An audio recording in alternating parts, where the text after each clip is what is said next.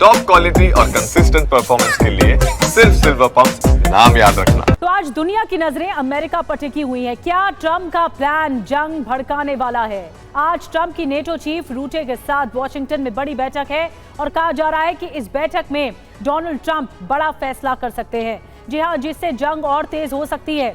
उधर यूक्रेन की तरफ से आपको बता दें कि स्पाइडर वेब 2.0 ऑपरेशन के डर से रूस ने प्लान अंडरग्राउंड बनाया है।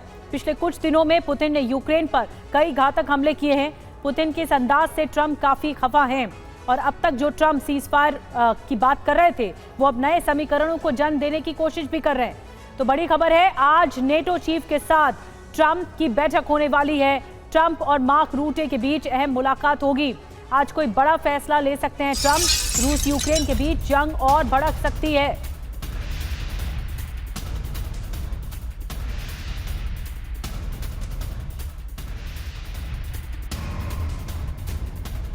तो आज की बड़ी बैठक में कोई बड़ा फैसला लिया जा सकता है ट्रंप की ओर से। इस मुलाकात पर दुनिया की नजर है।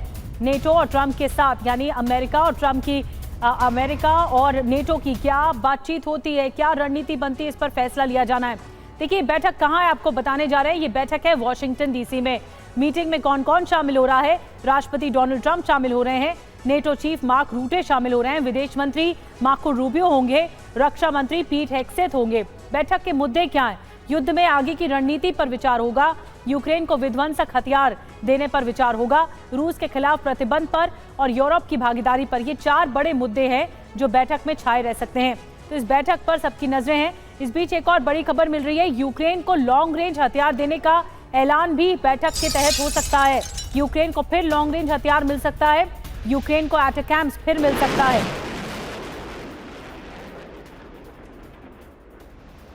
तो लॉन्ग रेंज हथियार मिलने की पूरी संभावनाएं जताई जा रही है। एटैकम्स फिर से मिल सकता है। कुछ दिन पहले बात सामने आई थी कि यूक्रेन का जखीरा खत्म हो रहा है और ऐसे में क्या मार्क रूटे के साथ जो बैठक होगी ट्रंप की, इस बैठक में बड़ा फैसला होगा।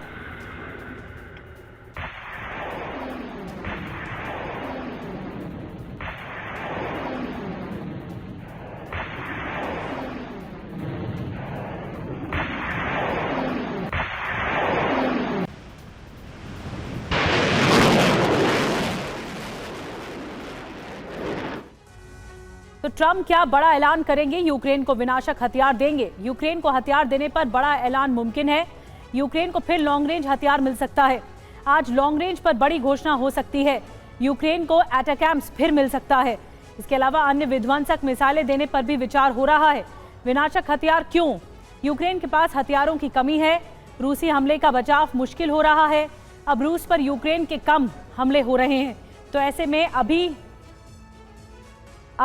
यूक्रेन अपनी तैयारियों को धार देना चाहता है और इसीलिए ये बड़ा फैसला लिया जा सकता है। अब देखना होगा कि नेटो के साथ इस बैठक में अमेरिका क्या फैसला लेता है। और देखिए, जंग में अमेरिका की एंट्री होगी क्या? रूस यूक्रेन में महाविध्वंस तय है। यूक्रेन को लॉन्ग रेंज हथियार मिलने पर जंग में एक नया मोड़ आ सकता है। यूक्रेन फिर से रूस के अंदर बड़ा हमला कर सकेगा। एटैकम्स की रेंज आपको बता दें 300 किलोमीटर से ज्यादा होती है। मॉस्को समेत कई शहरों तक लॉन्ग रेंज की पहुंच होती है। लॉन्ग रेंज मिलने से पुतिन अमेरिका से नाराज होंगे। और इसके अलावा आपको बता दें कि नतीजा क्या होगा।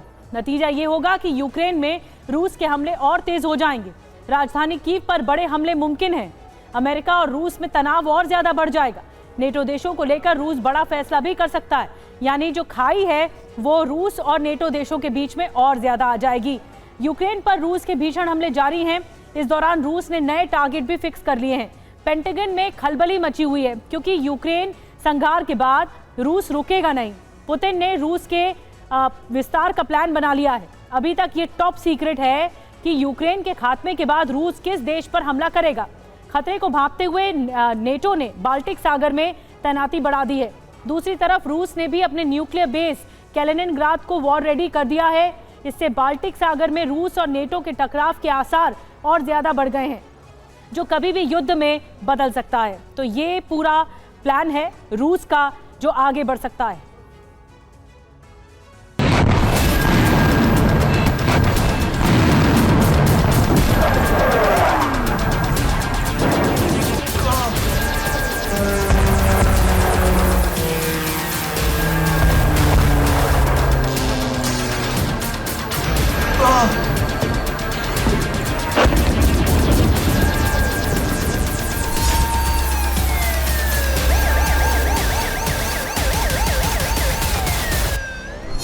ट्रंप के यू टर्न से साबित हो गया है कि युद्ध विराम की कोशिश एक झांसा थी।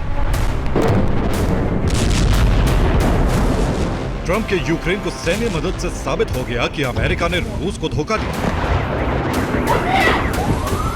ज़ेलेंस्की ट्रंप की सीक्रेट मुलाकात से साबित हो गया यूरोप में कुछ बड़ा होने वाला है।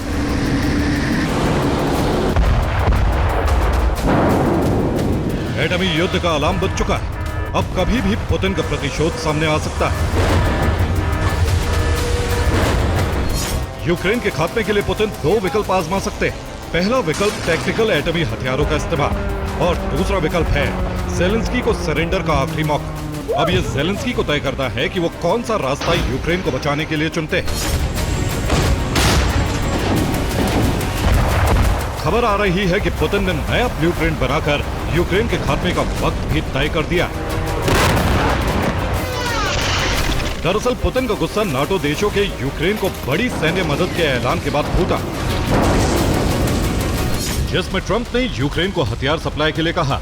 दूसरी तरफ पेट्रियट डिफेंस सिस्टम भेजने की प्लानिंग है, जबकि जर्मनी भी टैंक और गोला बारूद की बड़ी खेप भेज रहा है और ब्रिटेन, फ्रांस पहले ही स्टॉर्म और स्कैल्प मिसाइल भेज रहे हैं।